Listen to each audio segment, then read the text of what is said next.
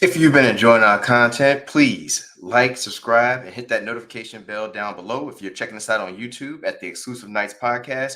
But you can also catch us on Facebook and Instagram at the Exclusive Nights Podcast as well as on X at the XK Podcast. Ladies and gentlemen, boys and girls, and knights around the realm, it is your boy, the Heartbreak Prince, back for another week of Raw Talk. And listen, it was a hit, man.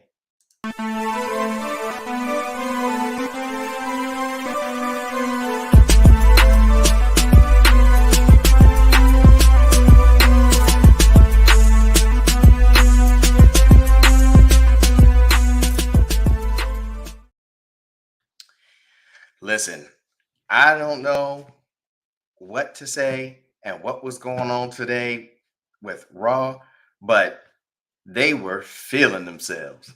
I mean, they put on an excellent show, one that I thoroughly enjoyed.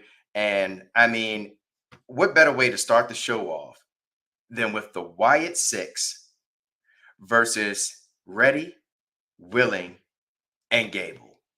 That's right, American Made. And I have definitely been enjoying this rivalry, these matches, this competition, whatever you want to call it. It has been A1. And did they not just put on a show today? I mean, let's start by the Wyatt Six. That entrance, captivating. Captivating.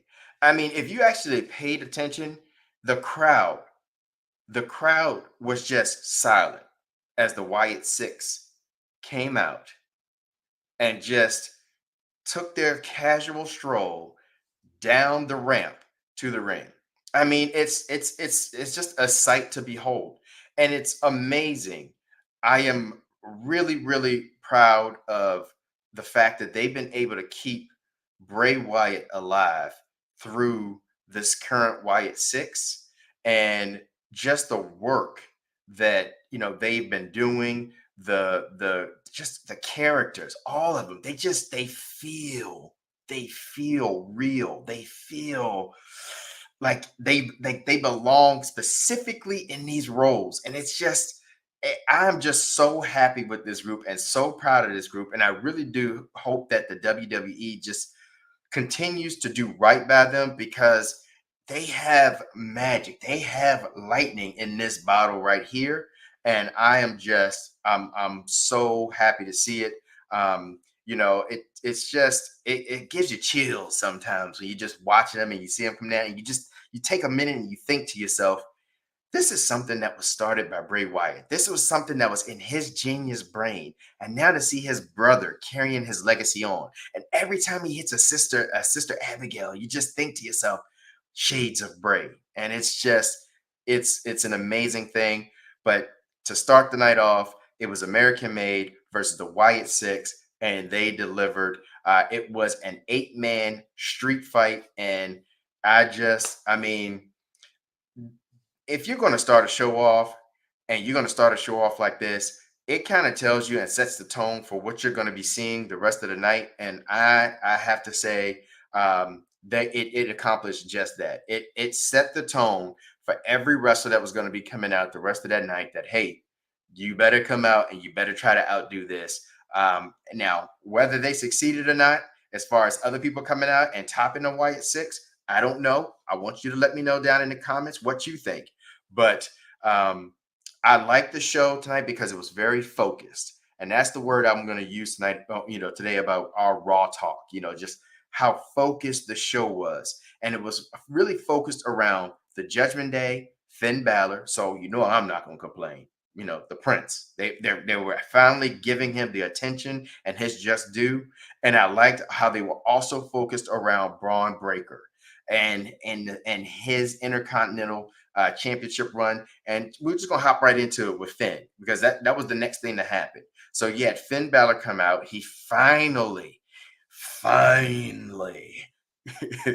Finn Balor addresses Damian Priest. Now we've been saying this for weeks. Hey, when is Finn Balor going to actually like come out and actually challenge Damian Priest? I mean, they started off after after SummerSlam, with the promos of like, hey, we're going to be going at each other, but we really haven't seen it. We really haven't seen it.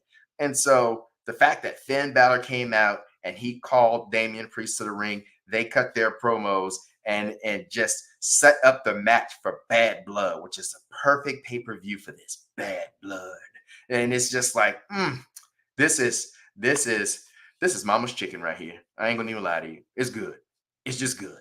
And so I'm excited about it. But then out of this came a match between Finn and Rey Mysterio. And we're just gonna fast forward just a little bit because I mean we don't have to spend a whole lot of time on it because this match was just I loved it. I love the feel, the character that it's kind of setting up for Finn. You know, it's been a long time. Actually, it's been a while. I don't even remember the last time I actually saw, or we actually saw, just a wrestler say, "Hey, I'm gonna take a whole count out, against on the ropes." Usually when you got the rest on the ropes and you're doing work, the ref's there counting, and you got to the count of five, and you got to let the person go off the ropes, or otherwise the match is over. And Finn had Rey Mysterio's leg wrapped over the rope and just had him in a clutch, and the ref's counting one, two, three, four. And Finn just literally says, I don't care. I don't care. The ref gets the five, rings the bell. And I'm like, this is just showing a vicious side of Finn. And I like it. And I hope he takes this into Bad Blood with Damian Priest. And I hope that side of Finn is there. Just that dog. And so I'm excited because, like I said, it was a lot of attention tonight spent on the Judgment Day and particularly Finn Balor, which we really haven't seen in a little bit. So I really didn't know exactly where they were going with this. And so to see this happening and to see Finn in this type of zone right here, it just feels good. It feels right. When he told Damian Priest, you are the one that ruined my title shots because you were always following behind me with that stupid Money in the Bank, and you just ruined my opportunities. And so you can feel the animosity, you can feel the bad blood, and so it's just setting up for a great match, and that's exciting. And then what I like next is Braun Breaker. The last couple of weeks, guys, he's been going around in the locker room, just getting into different wrestlers' faces that have been in these matches for this number one contendership for the Intercontinental title. And what I'm going to say about this, and I would like to again to know your opinions of this. How do you guys feel about Braun Breaker and him being the Intercontinental Champion, Intercontinental Champion? How is he doing right now? And the reason why I'm asking this, and I know it's early, guys, I know it's early, but today he just had a feel that I just appreciated, and it was this feel of like, hey, he's really making the Intercontinental title feel like a championship that you want to go after. I love the way he walked up to Jey Uso last week and got in his face and challenged Jey Uso. And I like the back and forth because Jey Uso went from laughing and playing to dead serious because that's what Braun Breaker is doing to some of these wrestlers. It's the intensity that he approaches you with. It's the look in his eyes and his face that he means what he says about you coming and trying to take his Intercontinental title. And it feels like what the Intercontinental belt should have always kind of been. We all know that the Intercontinental Championship in its heyday, in its best days, was always that title that the next in line to be champion held, and it always felt like that. It felt like once you got to that IC title, that right around the corner was going to be your chance at the world title, especially depending on how you carried it. I mean, think about the greats that carried that belt. The Stone Colds, the Bret Harts, the Shawn Michaels, Razor Ramon, like all of that. Like it's just I don't know. It's been a while since sometimes since a lot of these belts have kind of had that feel. And I think Triple H is really doing a great job overall. Now, that I will say, them tag team titles, they can do a little bit better. They can do a lot better with the tag team thing. But hey, I digress on that because we've talked about that over and over and over again. I don't know when they're going to get around to actually uh, pushing and making the tag team division and titles feel relevant. But it is what it is. But as far as their other championships, the Intercontinental Championship and the U.S. Championship, they have been doing their thing with those belts. And I think it's because of, again, when you start to let these wrestlers have these long reigns, it really brings that prestige to the title, and it makes it something that's like, okay, this is something worthy. And I feel like Braun is kind of doing that because of the way he went to Jay Uso last week. This week you see him get in each one of the contestants' faces, from Braun Strowman. He just walks in the middle of their promos, just gets in their face, and he just stares them like they're like gum on the floor that you step on. Like it's just, you're disgusting. Like I'm going to destroy you if you think you're going to get in this ring and take my IC belt. And he's doing this to Braun Strowman, that big SOB. He's just in his face, and he's just like, yeah, you may be a big SOB, but you've yet to face me. And when you get in the ring with me, it's not going to be fun and games because I'm a dog. And you hear the crowd out there just giving the dog, "Ooh, ooh, ooh, ooh." And then he goes off later on. You catch him strolling up again. This time it's Ilya Dragunov, and it's like, hey, I faced you before. I faced you before. You don't want this again. And it's just, I don't know. I'm loving it. He goes up to Butch, y'all. Okay, Pete Dunne. He goes up to him and he's telling him, like, hey, if you win this match and you face me, you're going to be having the same silly reaction. You know, what happened? How did I not win? And the dogs are going to be barking, and you hear the crowd just, I mean, they're eating out of his hand. I am just, Braun Breaker. I'm starting to really, really like you. And I pause, hard pause. Okay. But I'm enjoying you. I'm starting to enjoy what you're doing with the IC belt because you're making it feel like a title that you want to go after. And that just kind of leads us into our next thing that happened, which I have to talk about because it's our mission here. It's our mission here at the Exclusive Nights podcast. I say it every week, to be the best there is, the best there was, and the best there ever will be. And I have to shout out my brother, Anthony, for that because that was his favorite wrestler when we were kids, when we would get the wrestling games or we would watch wrestling on television. He was a Bret Hart fan. I was a Shawn Michaels fan. And so it was always gold when those two faced off and had their matches. And so, it's kind of nostalgic a little bit when I say that, and I think because it always gives me flashbacks to me and my brother, just loving wrestling and just kind of having those two competing figures, going at it. So it's just, I don't know. It's a nostalgia thing. But to see him come out and to hear his music, to hear that guitar riff, and then you like, oh, this is Bret Hart. I remember where that music used to come on. I remember seeing him walk down down the ramp with the glasses on and the purple or violet, whatever overalls, and it's just, I don't know. It does something to you. So to see him tonight, of course they were in Canada and Calgary, so they brought out Bret. It was great to see him. Great to hear him say the best there is, the best there was, and the best there ever will be. And I mean, gosh darn it, Bret, if you truly weren't, I don't know who was. I mean, you really were the best there was, the best there is, the best there was, the best there ever will be. But in the middle of that, Gunther comes out, the Ring General. And when the Ring General makes his approach to the ring, it's going to be serious because Gunther's serious. That is a dude right there. Okay. And I can't, does the title not look good on Gunther? I mean, I want y'all to comment below. Let me know. I mean, because I think he wears the belt well. And I'm so glad that he's carrying it right now because it's going to be hard for anybody to take it from him. And unfortunately, in this case, Sami Zayn is trying to step up to the plate. Now, Sami, I told you last week, I think you're a little early. Quite frankly, I think you should have waited a few months. You should have gave Gunther his reign, probably challenged him into WrestleMania where you might have had an opportunity to go ahead and take the belt off of him.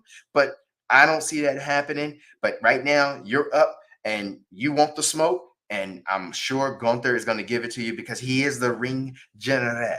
So he doesn't have to run from you, Sammy. But Sammy makes the challenge, and I like how Gunther is just keeping the slow play going, and just keeps denying the challenge. And some could say, "Oh, is he afraid of Sami Zayn because Sami Zayn beat him for the IC title?" No, no, uh-uh. Gunther is the ring general. I can say that over and over. He has the respect. He doesn't have to fear a Sami Zayn. He is the ring general.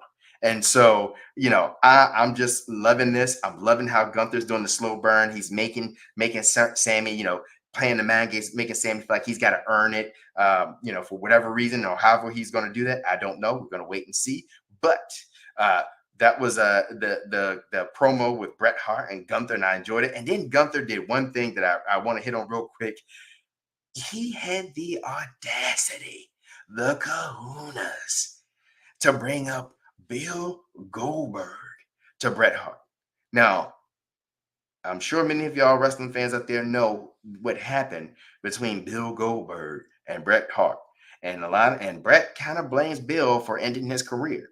And whether we agree with that or not, I don't know. It was a match. He took a boot to the head, gave him a concussion. From there, Bret's kind of, you know, labeled Goldberg as a dangerous wrestler and all that kind of stuff. And so there's always just kind of been some bad blood between them or whatever. I don't know if that's still the case today. I just know from documentaries and things of that nature that that's kind of their thing. And so for Gunther to bring that name up, he knows the emotions behind it. It's almost like him saying his favorite wrestler was Shawn Michaels, because we all know about the Montreal Screwjob. But I got to give it to Gunther. I just really like his character. I like what they're doing with him. I like the fact that he's coming out here and he's cutting these slimy little promos, these little digs at wrestlers he's taken. He just finished up with Randy Orton. So hey, shout out to Gunther. Keep doing your thing. I appreciate you, Ring General. But to end it all, y'all, on the last big match that I do want to discuss or talk about, we do have some honorable mentions. I'll toss those out. But for the sake of time, all right, we had a fatal four-way with for the number one contendership for the Intercontinental Championship between Jey Uso, Ilya Dragunov, Braun Strowman, and Butch. Okay, and match phenomenal, match A1, just outstanding. But what put it over the top, guys? What put it over the top? And I need to know again your thoughts, opinions on this, because for me, you already know. You already know what I'm going to say. Bronson Tsunami Reed strikes again with a tsunami from out of nowhere. I mean out of nowhere. They're having a whole entire match. Braun Strowman looks like he's getting ready to go, go over. He's like running around the ring, destroying people. I was like, okay, because I'm thinking to myself, I don't know. Of course, I'm going for Jey. I'm rooting for Jey, but I'm like, I don't know because Braun Breaker is looking strong right now. I don't know if they're ready to take the belt off of him this fast. So I don't know if they will let Jey go over because we all know Jey is so over. Yeet. Yeet. Jey is so over with the crowd, and and we're all wanting him to get this singles push and singles title, but it just has not been the case. Right, for whatever reason. I don't know if it's going to be now, but we're going to talk about that in just a second. But Braun Strowman is out of the ring, literally just ripping stuff off the table. Like, okay, he's going to put somebody through the announcer's table. For him to turn around and big Bronson Tsunami Reed out of nowhere, guys, I'm telling you, it was out of nowhere. Jumps off of the barricade and give Braun Strowman a tsunami through the commentator's table. So he's done.